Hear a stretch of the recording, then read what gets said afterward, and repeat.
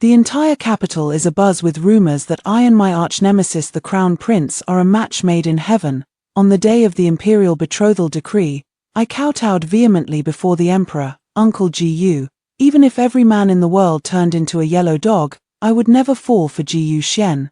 Gu Shen immediately followed suit. Father Emperor, I'd rather take monastic vows than marry her. When I woke up, I found myself 5 years in the future. Not only had I apparently married this bastard, but I'd also borne him 2 children. The air was filled with the pleasant scent of sandalwood. When I came to, my throat felt slightly metallic with a hint of sweetness, and I was thirsty. Just as I was puzzling over it, a pair of hands swiftly yet gently wiped my face. Only, those hands were unusually cold the moment they touched my jaw. A shiver ran through me, and I barely managed to lift my eyelids. Thank heavens, the goddess of mercy has answered our prayers.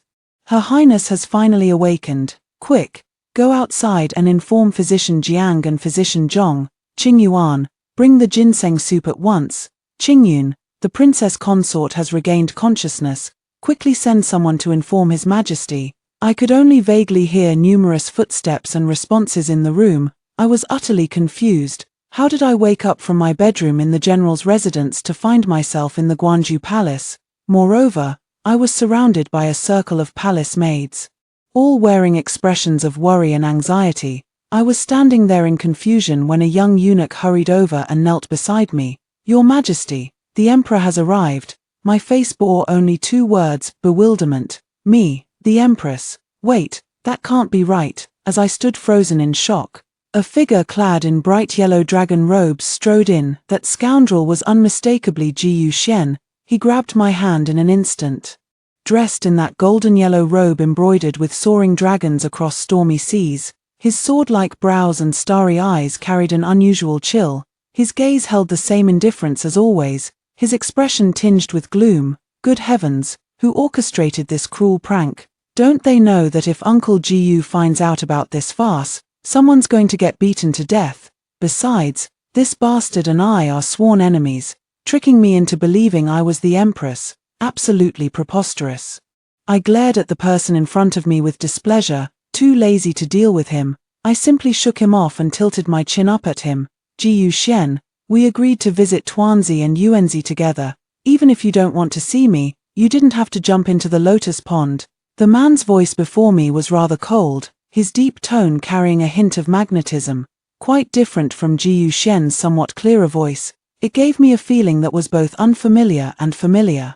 I took another careful look at the man before me. Uncertainly, I called out, Gu Shen, what do you want? He replied, just take a knife and kill me directly. I really can't bear to watch you hurt yourself over and over just to leave me. I'm almost at my limit with these days of mutual torment. I had never seen Gu Shen like this before. As the Crown Prince, he had always been both proud and exceptional since childhood. This pitiful, humble posture of his. Those fragile and easily shattered eyes, I had never witnessed them before. After all, we grew up together as childhood sweethearts. Seeing him like this didn't sit well with me either. But after getting confirmation, in a moment of impulsiveness, I thought this was all an act orchestrated by Gu Shen with others. I blurted out directly, don't you have anything better to do, colluding with them to pull this stunt? Who made plans with you? Hearing me say this, Gu Shen became visibly agitated. Dumpling and Ball are sick, I thought for a moment, certain I'd never heard those names before. These names share a peculiar similarity to Big Yellow's. When did you secretly get other dogs behind Big Yellow's back? Shinshishu. The man before me suddenly flew into a rage for no apparent reason. The palace maids kneeling on the ground trembled like quails. I just found it utterly baffling. Gu Shen, did you take the wrong medicine tonight? This prank is really boring. Noticing something was off about me, the palace maid who had been keeping her head bowed quickly grabbed my hand. Your Majesty, it's possible that when she accidentally fell into the lotus pond earlier today, she inhaled some water and hasn't been quite herself since. This was clearly an attempt to get me off the hook. But upon hearing this, Gu Shen immediately summoned the imperial physician to examine my head. Enough with your mischief. If Uncle Gu finds out about this, you'll be in for a world of pain. Gu Shen remained silent, instead looking at the imperial physician who was taking my pulse. How is the Empress? The physician lowered his head and replied, "Her Majesty is not seriously ill, but her head may have been injured when she fell into the water, which is why she is experiencing these symptoms of amnesia. Amnesia, if this is a misdiagnosis, I will have your life." Hearing this, I had no choice but to quickly grab hold of Ji Yuxian's dragon robe sleeve and whisper, "Ji Yuxian, have you lost your mind? This is going too far. I've only just reached the age of 15 this year. I had just refused Uncle Gu's arranged marriage proposal, went home to sleep, and then inexplicably woke up in the Guanju Palace. Not only did my archenemy say there's something wrong with my brain, but he also got a whole group of people to say the same thing. Question. Should I give him a couple of slaps later to knock some sense into him? Oh no, it was my 2 slaps plus Uncle Gu's kick. He actually dared to say there's something wrong with my brain, and even had the audacity to wear imperial robes. Who would have thought? This bastard Ji Yuxian didn't care at all about what I said. He stared fixedly at me, his eyes gleaming with a hint of madness, just like the little wolf my brother raised for me. His deep voice still carried a hint of obsession, though it was June. I heard the desolation of autumn in his words. "Shen Shushu, have you really forgotten? You can't be pretending." Looking at the plea and longing in Ji Yuxian's eyes, I felt somewhat perplexed. In the end, all I could do was sit on the couch, patting Ji Yuxian's hand reassuringly while offering gentle words of comfort. "Wait, aren't we supposed to be sworn enemies? Stop looking at me with those affectionate eyes." Ever since I finished speaking, Ji Yuxian had been staring at me in complete silence. I glanced at the kneeling eunuchs and palace maids covering the floor. This situation was truly rather awkward. I could only poke Ji Yuxian's waist, his most vulnerable spot, the place I always targeted during our fights. All right, wherever you want me to go with you, I'll go. Just stop looking like you're about to fall apart. It's really unsettling." As soon as I finished speaking, a flicker of surprise flashed through Ji Yuxian's dark eyes. After dismissing the attendants, I had the palace maids change me into a golden phoenix embroidered misty gown, admiring the flowing yellow ancient patterned butterfly and cloud water skirt that trailed behind me. Hiss. Isn't this the style of Aunt Empress's attire? If I wear this to act alongside Ji Yuxian, she won't blame me, will she? The palace maid draped me in the misty green peony gauze. And as I looked at my reflection in the full-length bronze mirror, with my hair coiled high like clouds and adorned with the 5 phoenixes facing the sun pearl hairpin, I felt both familiar and strange in an instant. When Ji Yuxian saw me after I was dressed, he quickly stepped forward, took my hand, and led me outside. The man's large hand was dry and warm, firmly clasping mine in his palm. After all, I'm still a maiden. I could feel my face growing slightly warm, and my heart was pounding erratically in my chest. For a moment, the loss of control made me want to shake off his hand, but he quickly led me to Ruihua Palace, where I used to stay in the palace. Through the bed curtains, I saw a little girl lying on the couch. Ji Yuxian seemed much calmer now, though he didn't let go of my hand. His tone remained indifferent toward me. "Yuanzi will be very happy to see you when she wakes up." I didn't respond. As the life of the party, who wouldn't be happy to see me? At the same time, I keenly sensed someone slowly approaching me. I immediately turned around, and the little boy froze instantly, standing proudly with his hands behind his back as he looked at me. Those big, watery eyes blinked at me. Oh Tilda, my heart is melting. I couldn't help but lean down and pinch his little cheeks, so soft. "Wow, Ji Yuxian, he's practically a carbon copy of your proud and silly look from when you were a kid. Though he does seem much cuter than you. This child looks so much like you. Is this your long-lost little imperial brother, or your secret love child?" I felt like I had discovered a new continent and was about to ask Ji Yuxian for confirmation. Unexpectedly, when I turned my head, I met Ji Yuxian's gaze, which looked at me as if I were an idiot. "Shen Shushu, he is your child." Hearing this, I stood there dumbfounded, as if struck by lightning. Suddenly, the little boy next to me hugged my leg.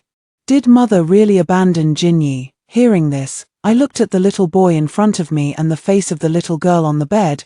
The little girl looked exactly like me when I was a child. Could she really be my child? When I realized it was true, I went completely cold and fainted on the spot. When I woke again, the day was already bright. What roused me wasn't ambition, but the gentle voice of the young palace maid Qingyun. "Your Highness, it's time to rise." His Majesty will soon return from morning court and wishes to join you for breakfast. My first instinct was to look around, then I quickly fell silent again. Still in the Guanju Palace, this was formerly the residence of Ji Yuxian's mother, the Empress Dowager, but now it's me lying here, listening to Qingyun's voice, with no desire to get up, just staring blankly at the carved canopy above the bed, until Ji Yuxian came in, and I couldn't help but throw myself into his arms, wailing uncontrollably. Wara, Ji Yuxian, how come I woke up 5 years older? A whole 5 years, Ji Yuxian, even though we've been sworn enemies since childhood, considering we've fought our way into friendship from all those years of brawling, let's sign a ceasefire agreement for now. Ji Yuxian held me in his arms, his gaze complex.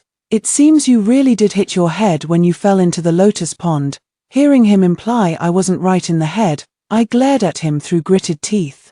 Then I bit his arm hard. Since childhood, whenever I couldn't win a fight, I'd bite him. He stared at me in stunned silence. The next moment, he laughed and pulled me into a tight embrace. After having breakfast with Ji Yuxian, I wiped my mouth on his sleeve and looked at him. Tell me, what exactly happened in these 5 years? Strangely enough, Ji Yuxian's mood improved significantly after confirming that I had truly lost my memory. He no longer wore that perpetually gloomy expression as if I owed him a fortune. Now, the corners of his lips often carried a faint smile, returning to that proud and spoiled crown prince demeanor he once had. His expression was as annoyingly smug as ever, and so was his way of speaking. In short, you fell in love with me, pestered me relentlessly, waited for me at the East Palace gate every day, pouring out your heart, saying you couldn't live without me in this lifetime otherwise. You'd camp outside the palace gates like a stray dog. I couldn't resist you, and with no other choice, I reluctantly gave in. Then the emperor arranged our marriage. A year after we wed, he abdicated in my favor and left with the empress to enjoy their freedom. We had these 2 kids. Our son's nickname is Tuanzi. His formal name is Ji Eugenie, and our daughter's nickname is Yuanzi. Her formal name is Ji Yujining. But you, fickle as ever, stopped cherishing me once you had me. What kind of silly nickname is that? Sounds just like a dog's name, Big Yellow. I couldn't help but mutter under my breath when I heard these 2 kids' nicknames. I said the same thing back then, but you insisted on choosing this name. He even pretentiously wiped away non-existent tears as he spoke, with the perfect backdrop of 2 kids beside him calling out Mother Empress in unison. Witnessing this, I was utterly speechless. Ji Yuxian, you might as well just tell me my brain's fried. How could I possibly have begged heaven and earth to be with you? Ji Yuxian's face darkened upon hearing my words. He shoved both kids into my arms and retorted, then tell me, how did these 2 come about? To my surprise, Ji Yuxian used the children as counter-arguments. Look how much Tuanzi's eyes resemble yours. Never mind Tuanzi, just look at Yuanzi. She's practically your carbon copy. After much deliberation, I blurted out, aha, Ji Yuxian, you old fox, you must have forced me. Hearing this, the man's expression instantly turned grim. I quickly tried to make amends. All right, Fox Gu, I was just joking. After a long pause, Ji Yuxian's eyes churned with emotions I couldn't decipher, but his gaze gradually grew more intense as it rested on me. Actually, it was you who forced me. No way, absolutely impossible. I was so startled I nearly overturned my rice bowl, instinctively refuting the claim. Ji Yuxian gave me a faint glance. Do you have any proof then? Nope. That settles it then. The witnesses are me, the victim, and these 2 brats. Me. To be honest, I truly never expected I'd end up with this sworn enemy of mine, if not for the ironclad proof of our 2 little ones. 5 years ago, I had just come of age, and the entire capital was buzzing about how Ji Yuxian and I were a match made in heaven, that I was surely destined to be the crown princess. After all, the tale of the general's legitimate daughter growing up alongside the crown prince had sold countless copies in the markets. The fans shipping me with my arch-rival Ji Yuxian could line up hand in hand to circle the moat 6 times over. But that very evening, before the palace banquet even began, Ji Yuxian and I launched into a heated exchange of insults. I accused him of being arrogant and overconfident, always wearing a scowl. With only a sycophantic dog like Big Yellow showing him affection, he retorted that my colorful butterfly-pleated skirt made me look like a preening peacock. Full of myself, with only a fawning, short-sighted fool like Little White bothering to hover around me. Big Yellow was a dog I'd picked up from the West Market, now the Royal Guard dog at the Eastern Palace gates. Little White was a young fox he'd hunted down at the East Suburb Horse Grounds, now my beloved pet at the General's residence. Our verbal duel didn't cease when the banquet started. I exposed his childhood fear of the dark, how he'd gotten lost in the palace at night and clung to me, bawling. He countered by mocking my attempts at ladder-like mincing steps that always ended in tumbles. We spent the entire evening trading barbs. As a result, Emperor Uncle Gu and the others looked at us with strange expressions, and immediately decided to arrange a marriage between us. Upon hearing about the arranged marriage, I thudded to my knees before the Emperor and kowtowed loudly. Uncle Gu, even if every man in the world turned into a yellow dog, I would never fall for Gu Shen. If I were to be with him, I'd be bullied to death. Hearing my words, Gu Shen promptly followed up. Father, I'd rather become a monk than marry her. Thus the matter of the imperial marriage decree was left unresolved. Afterward, we started arguing again about our mutual disdain. Thinking that one all-night debate with Gu Shen would be enough, yet 5 years later, we went several more rounds arguing over who had forced whom. After having his aunt take the children back, Gu Shen carried me into the inner chamber. By the next day, as the first light of dawn appeared on the horizon, I lay exhausted on the bed, drifting in and out of sleep. Meanwhile, Gu Shen changed into a bright yellow dragon robe and crown, looking radiant as he prepared for court. I slowly extended a finger to point at him, my voice hoarser than the day I fell into the water. Gu the fox, it must be, definitely you, who forced me. Gu Shen adjusted his court attire, gazing at me with a brilliant smile that dispelled the gloom of the past 2 days. For some reason, I actually felt happy looking at his smile, but I didn't know why. Could it just be because I realized my future self 5 years later seems to be doing quite well? My thoughts were running wild as the little palace maid beside me came over to help me freshen up. When I looked in the mirror, my pupils practically shook. That damned fox, my neck and hands were a complete mess. Gu the fox, you're worse than a yellow dog. I stared at the impeccably dressed man before me, suppressing the urge to slap him across the face. Noticing I was about to explode with anger, Gu Shen took the comb from the palace maid's hands and began gently combing my hair. What's wrong? Last night the thought of last night's absurdity crosses my mind. Is this what adult life is really like? You, shut up. Seeing my face flush red to the tips of my ears, he grinned so wide it nearly reached his own ears, chuckling merrily as he prepared to attend the morning court session. Gu Shen leisurely let down my hair. I'm off to court now. Once I'm done, I'll come back and properly discuss this with you again. I absolutely refuse. I immediately rejected the idea upon hearing those words. He completely ignored my protest, pinched my cheek, and walked away. I gritted my teeth as I watched Song Yangchu leave. When I was younger, I was always bullied by Gu Shen. Now that I'm grown up, it's still him bullying me all over again. I knew it. Marrying him would mean being bullied. Ah, how unpredictable life is. A young girl in the prime of her youth suddenly became a married woman with 2 kids, leaving me utterly overwhelmed.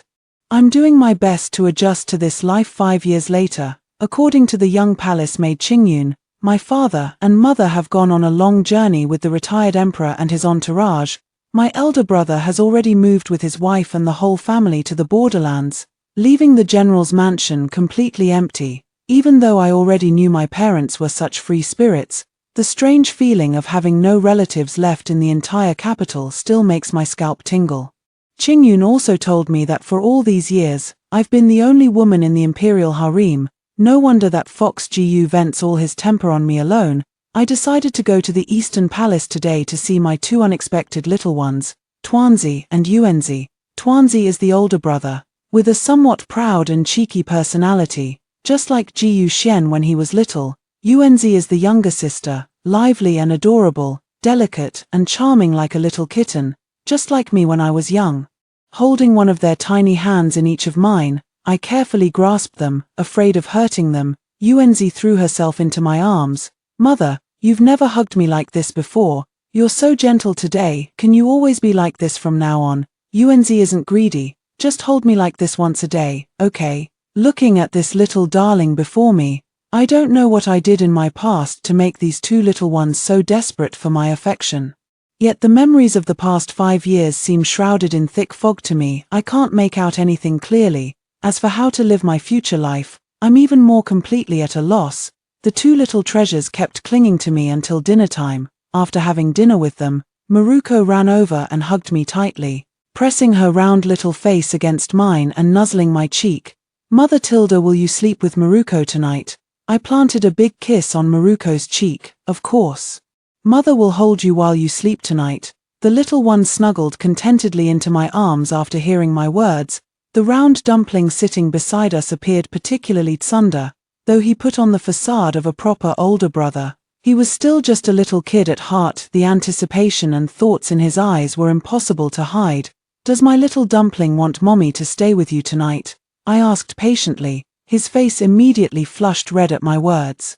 After giving him a loud smooch, I gathered the little dumpling into my embrace too. He shyly nestled into my embrace, yet still put on an air of pride, saying he was only willing to sleep with me to keep his little sister company. Amused, I was about to take them to wash up and go to bed. Unexpectedly, as I turned around, someone pulled me into their arms and kissed my forehead. Startled, I looked up to see Ji Yuxian, whom I had stood up earlier. My face instantly flushed red, and I quickly pushed him away. "Ji Yuxian, behave yourself. There are two kids here." Hearing my words, Ji Yuxian showed not a trace of embarrassment. Instead, he kissed my cheek again. "Respected Empress, we are husband and wife. Our affection creates a warm family atmosphere for our child, and accompanying me is also your duty as the Empress." I gritted my teeth and said, "You silver-tongued devil, that's twisting logic beyond recognition." Ji Yuxian gazed at me with laughter in his eyes, the corners of his lips nearly reaching the back of his head. "Could it be that the Empress feels at a disadvantage being kissed by me? Well, you're welcome to kiss me back. I wouldn't mind at all." I stared at that infuriating expression of his, itching to go over and bite him a couple of times. Our eyes met, his shimmering pupils churned with unreadable emotions. Just like last night, this bastard was planning to bully me again. My heart suddenly skipped a beat. The same person, as insufferable as ever. Thinking of this, I actually calmed down completely. 5 years later, it doesn't seem so terrifying after all. At least this guy hasn't changed, still in need of a good beating. "Didn't you say back then that you'd rather become a monk than marry me?" Taking advantage of Ji Yuxian eating dinner alone, I sat beside him and asked. "Yes, so what? Then why did you still marry me?" I instinctively asked. But when the man shot me a glance, I suddenly remembered I was no match for him now and quickly changed my tone. "Are you just realizing now, belatedly, that you've fallen deeply in love with me? 5 years ago, I would never have been in such a pathetic state in front of my arch-rival Ji Yuxian. I couldn't help feeling resentful that I'd ended up in the palace like this. Don't I have my own dreams and ambitions? Why didn't I become a female general, ever since I could walk? I've loved wielding swords and spears. My marksmanship is somewhat renowned even in the military. Though I couldn't beat Ji Yuxian, my physique was solid, hardly the type to end up just being an empress." "No, your ambitions have changed," Ji Yuxian said calmly. "Changed into what?" The man suddenly looked up, gazing at me with deep affection, and uttered a single word without the slightest blush. It took me a few seconds to process what I'd just heard. When I finally realized what he was saying, I immediately demonstrated my martial arts skills from back in the day. That night, the bed in the Eastern Palace's inner chamber was slightly crowded. I held Yuanzi in one arm and Tuanzi in the other, while Ji Yuxian slept alone on the edge of the bed. I told him to leave, but he insisted on staying, claiming it was to build our relationship. "Do you think your father the emperor will surely love this 5 phoenixes facing the sun spear? Mother, are you sure it's not you who likes it? Your eyes are practically sparkling." Tuanzi's tone carried a hint of helplessness. I couldn't put down the long spear in my hands, turning it over and over with delight. Upon hearing this, I immediately retorted with righteous indignation. "Nonsense, it was your father who wanted it. That's why he sent me here to pick one out." Little Tuanzi was left utterly speechless by this exchange, just as I raised the spear tip, ready to demonstrate to my child what it means to wield a spear as fluidly as a swimming dragon.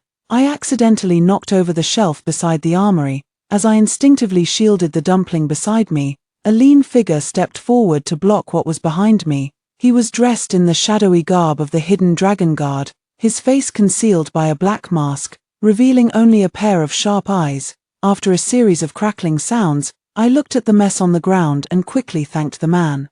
Only for him to step even closer to me. "Sure, didn't you say you wanted to leave this place with me?" I heard this and was completely baffled. "Buddy, who are you?" The man's sharp eyes stared at me, with an unexpectedly affectionate glint. Instead of answering my question, he kept talking to himself. "Sure, have you really lost your memory, or is this just a temporary act?" The two of us standing like this was really quite awkward. At the same moment, Tuanzi, who had just snapped out of it, tugged at my sleeve. "Mother Empress." Seeing that the situation was taking a strange turn, the unfamiliar man grabbed me and said, "Meet me at the usual place at exactly high hour tonight." With those words, he vanished in the blink of an eye, leaving me utterly bewildered. Good heavens, could it be that 5 years from now, not only am I married to my arch-rival Jiyu Xian with 2 kids, but I've also cuckolded him? There must be some misunderstanding here, though I've lost my memory. I firmly believe, I stake my character on it, that I'm definitely not the type to have affairs with other men, unless that bastard Jiyu Xian deeply hurt me first. In that case, I must have done it purely for revenge. I took the little one back to Guangzhou Palace. Before Jiyu Xian returned, I ransacked the entire palace from top to bottom, including my dowry. I only found a jade pendant engraved with the character Yao. There was also a locked sandalwood box, but apart from that, I didn't obtain any other information about that unfamiliar man. When I inquired about the origin of the jade pendant and the locked box, the palace maids and eunuchs knew nothing, questioned them further, and they would kneel down trembling like quails. I don't know how I could be connected to someone from the Hidden Dragon Guard. The Hidden Dragon Guard has always been the elite force dedicated to protecting emperors and crown princes throughout history. As for that locked sandalwood chest, Qingyun said I brought it from the general's residence, with the key held by the emperor himself, normally not to be opened. At this point, I've pieced together the whole story in my mind. It's highly likely that after marrying Jiyu Xian, his fickle nature and all his vile behaviors were laid bare. Not only did he try to tie me down with a child, forcing me to abandon my dream of becoming a female general and resign myself to being a bitter, toiling palace wife, he also locked away all my valuable dowry, leaving me penniless and firmly trapped within the palace walls. That's why I was feeling so gloomy. I took the chance to find a young and handsome hidden dragon guard, just to spite Jiyu Xian. I even considered running away with this guard, but then I accidentally fell into the lotus pond, suddenly lost my memory, and ruined everything. In the evening, I sat squinting on the chaise lounge. Jiyu Xian returned after handling official business and, noticing my odd expression, cautiously asked, "Did you meet someone you shouldn't have today?" "Oh my, quick, shift the blame." I immediately stood up and confronted him. "Jiyu the fox, did you send someone to secretly follow me?" Seeing me angry, Jiyu Xian softened his tone for once. "They're just hidden guards, you've had incidents before. I was just worried." Excuses, pure excuses. I stretched out my hand. "Give me the key to the sandalwood box, those are my things inside." The moment the sandalwood chest was mentioned, Jiyu Xian's expression suddenly changed. "Shushu, Tuanzi and Yuanzi are both here, don't scare them." He lowered his voice as he spoke, then immediately guided me into the inner chamber. I thought he would explain everything once we were inside.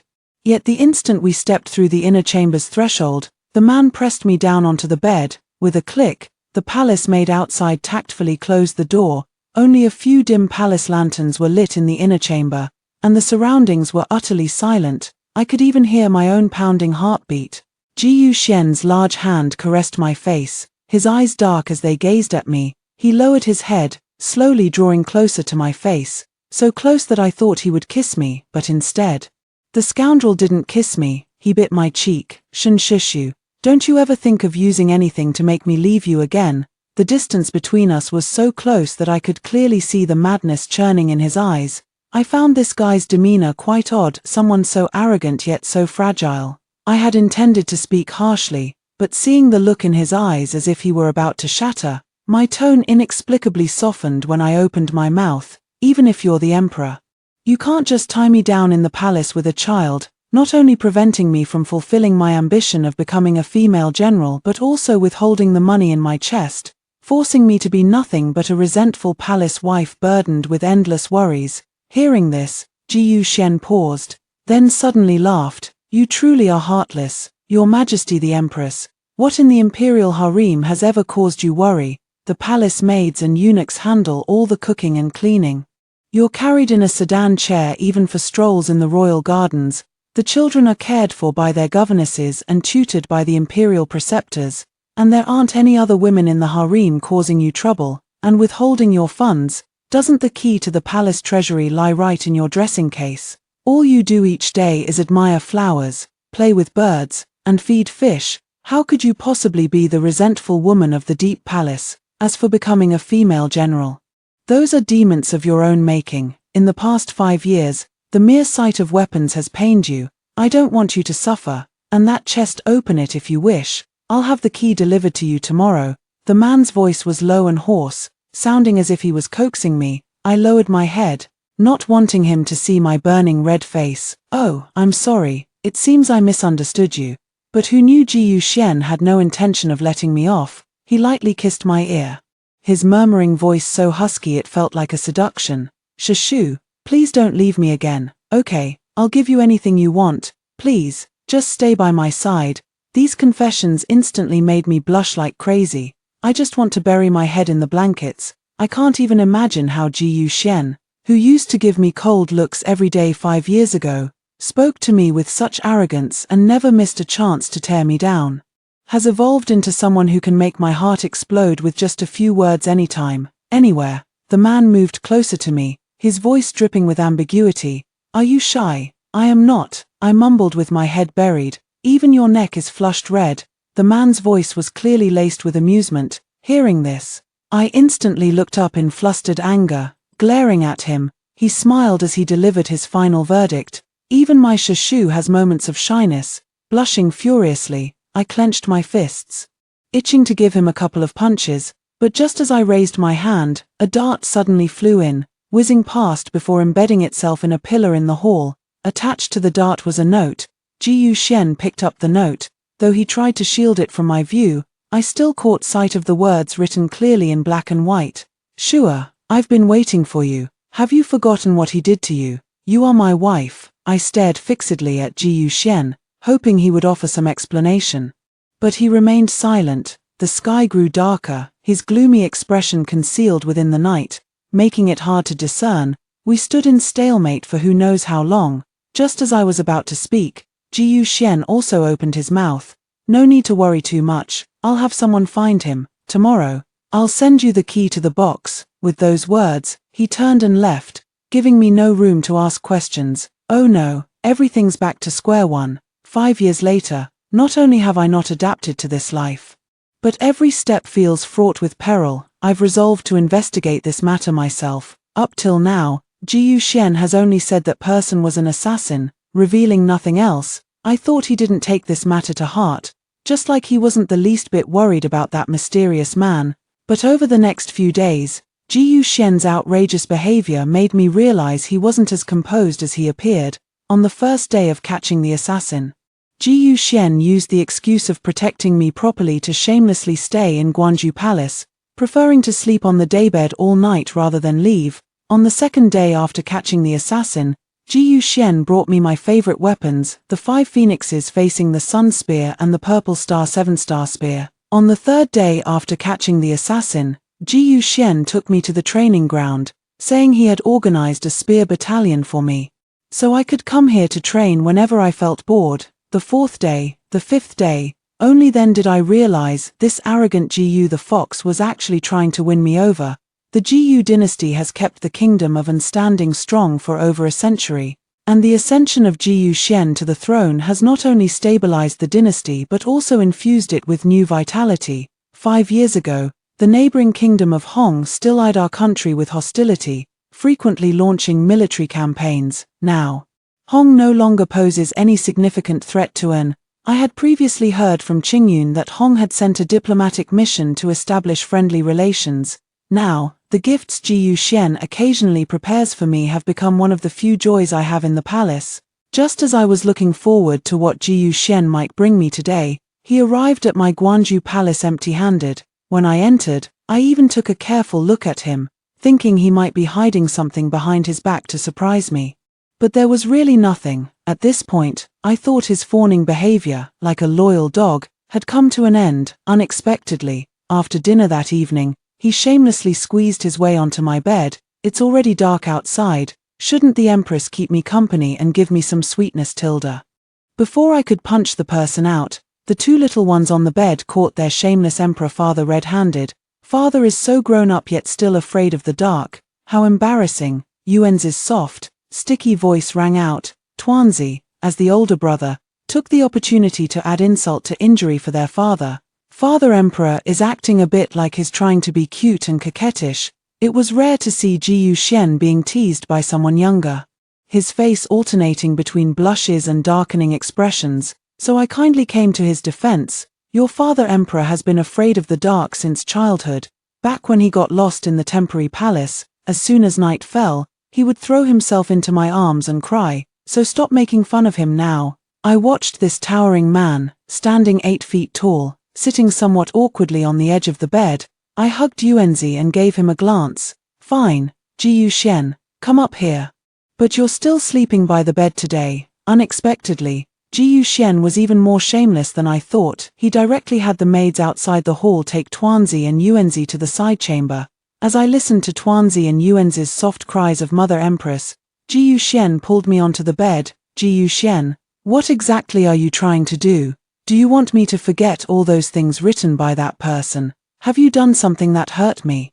These past few days I've been investigating within the palace, but the scope is too vast, and everything appears normal. I even sent letters to my family far away, asking what exactly happened, but so far, I haven't received any response. Moreover, I've been out of contact with my family for nearly 5 years. My elder brother was transferred to the borderlands 5 years ago as well. Coincidentally, that was also the year Ji Yuxian and I got married. It seems just as he said, I've developed inner demons, which is why I get headaches whenever I try to recall the past. What exactly have you done? You demoted the general's residence just to threaten me into marrying you. The one who threatens is you. Ji Yuxian immediately retorted upon hearing my words. His reaction was intense, as if I were about to threaten him again. But when I truly threatened to leave, why wouldn't he let me go? This forceful attitude was nothing like the carefree Ji Yuxian I remembered. Ji Yuxian lowered his head, seemingly suppressing some emotion. I guessed he might be on the verge of revealing the truth, so I waited patiently. When he raised his head again, his face was as red as a fool's. Do you really want to know? I nodded. Ji Yuxian continued. Actually, it's because you loved me without realizing it. That's why, after refusing the Emperor's arranged marriage back then, you were depressed for so long, so you schemed to get me drunk. Hearing this, I was nearly scared out of my wits. Then after we got married, I ascended the throne. Maybe I was too busy with my duties, which made you feel neglected. That's why you sought out a little guard for amusement. This is my problem, and I won't do it again. But after all, we're husband and wife, and we even have 2 children together. You can't go looking for other men now. Hearing these words, my world spun into chaos. I felt countless threads tangling in my mind, but in that instant, the question I'd always wanted to ask yet never dared to voice came tumbling out. Do you even like me at all? Shunshu, I love you. Now it was my turn to blush crimson. Even though I'd adjusted to life 5 years later for some time, I still found myself somewhat overwhelmed when facing Ji Yuxian, who always played his cards straight. The farewell banquet that Anghua had prepared for the envoys from Hongguo was coming soon. At first, Ji Yuxian absolutely refused to let me attend, saying my brain hadn't fully recovered yet and the banquet would be too exhausting. But after my coquettish pleading and repeated promises, he finally brought me along to the event. The banquet was held as usual at Yuanqing Palace, holding Yuan's hand as we went to attend.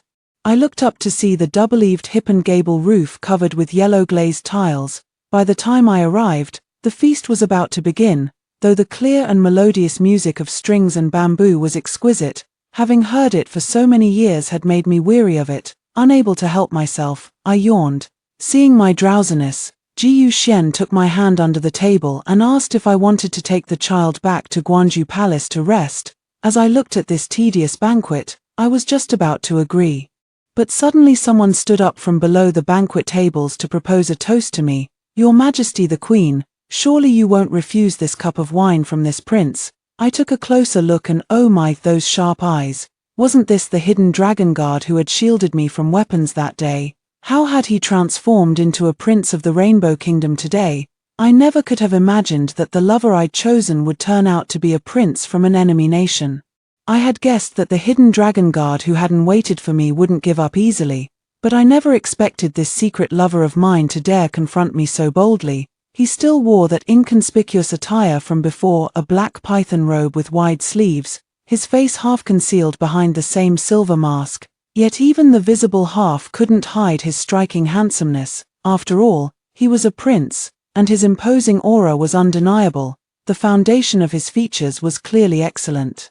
But the moment I recalled Ji Yuxian calling him my shameful secret lover, any improper thoughts about him vanished instantly. Empress, is it that you refuse to accept me, or has someone compelled you to reject me? Before I could respond, the man fixed a piercing glare at Ji Yuxian beside me. Seeing the sparks flying between their gazes as if a battle were about to ignite, I decided the best course of action was to make a quick exit.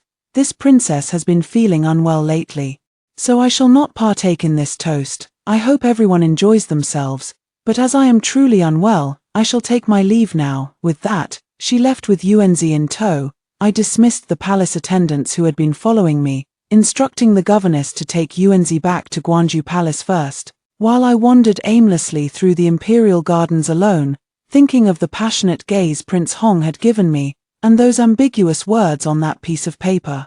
Could I really have cuckolded Ji Yuxian? Just as I was racking my brains, a hand suddenly pulled me into an embrace. I looked up, it was that Prince Hong again. Startled, I immediately pushed him away, watching the shock in his eyes. Clearly, he'd held me like this many times before. When he tried to get handsy again, I dodged and quickly put distance between us. Your Highness, it's ultimately wrong to destroy another's family. I am the rightful empress of this nation. And Ji Yuxian is my legitimate husband. Whatever may have happened between us before no longer matters. My maids will be returning soon, so you should leave immediately. Mentioning the term husband made me inexplicably shy, but the man before me repeated it with sarcasm. Ji Yuxian, your husband, and I'm the Rainbow Kingdom's prince. You used to call me Yuan Yao, sure. You used to hate being called empress more than anything. What's happened to you? Did that despicable Ji Yuxian drug you or something? I could only play along and say, I've lost my memory, in a fit of anger. Song Yuanyao tore off his mask, revealing his true face, handsome and refined, though a scar on his left cheek lent his features a touch of madness. Only then did Song Yuanyao understand. Sure, it was Ji Yuxian who caused you all this suffering. Your parents' sudden departure and your elder brother's relocation to the northern frontier all were Ji Yuxian's doing. If you stay here, you'll never see your family again in this lifetime. How could that be? Uncle Ji Yu and his family have never wronged mine in any way. I retorted immediately. That's because the Rainbow Nation was invading at the time, and their royal family had to rely on your Shen family's influence to quell the conflict. Otherwise, how do you explain your parents' complete disappearance all these years?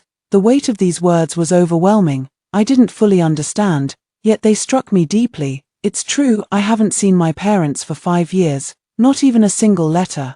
I fell silent, but Song Yuanyao pressed further. Likewise, Ji Yuxian never truly liked you either. When the old emperor arranged your marriage and you both refused, the war between our two nations intensified. You even followed your father onto the battlefield. Clad in silver armor astride a chestnut horse, I spotted you at first glance. I stared at the unfamiliar face before me. Have I met you before? Of course you have. We fought all night at Skyline Gorge. You said that if it weren't for our nations standing between us, we could have been the best of friends. After returning, I petitioned my father. As long as you married me, our two nations could cease hostilities and form an everlasting alliance. He agreed, and after sending word to your old emperor, he consented as well. I came to Angua to marry you. During that time, you took me to see the lantern festivals of the Central Plains. and even brought me horseback riding and hunting in the outskirts of the capital. You said you loved me and were willing to be my wife. Hearing this, I felt these memories surfacing in my mind, as if they were struggling to break free. Then, why am I Ji Yuxian's wife now? Because Ji Yuxian couldn't bear to let you go. He drugged you, and then you had a child together. At the time, you were weakened from injuries on the battlefield and couldn't risk an abortion. So you had no choice but to marry him for the child's sake. He even tried to kill me to silence me in the end. This scar on my face was left from that time. Moreover, you told me yourself that Ji Yuxian would rather become a monk than be with you. In an instant, my head felt like it was about to explode. Before Song Yuanyao uttered those last words, I had been desperately making excuses for Ji Yuxian in my heart. Because the person he described was nothing like the Ji Yuxian I had come to know during this time. But as I finished speaking those last words, my mind suddenly went blank. That Shen Shushu, who only knows how to wield swords and spears, who could possibly like her, marry her? I'd rather become a monk. Ji Yuxian and I grew up together as childhood friends. This was how we'd always interacted. He'd taunt me once, and I'd retort 10 times over. When we first began to understand love, we probably weren't each other's ideal type at all, but despite not liking it, we still got married, and even had 2 children. I broke out in a cold sweat for no reason, because I suddenly realized that what Song Yuanyao said might be true. Ji Yuxian really was the kind of person who, out of sheer unwillingness, could do anything. I froze in place, unable to move. Song Yuanyao walked over and hugged me. Sure, it's all right, I'll always be with you. At that moment, Ji Yuxian, who had arrived belatedly, had just come over and saw me and Song Yuanyao embracing each other. King Yao, you enter my imperial garden and embrace my wife. I'm quite curious, is this how guests conduct themselves in your esteemed country? Ji Yuxian's voice was as cold as shards of ice. Are you threatening me? Song Yuanyao refused to back down, yet a single sentence from Ji Yuxian left his face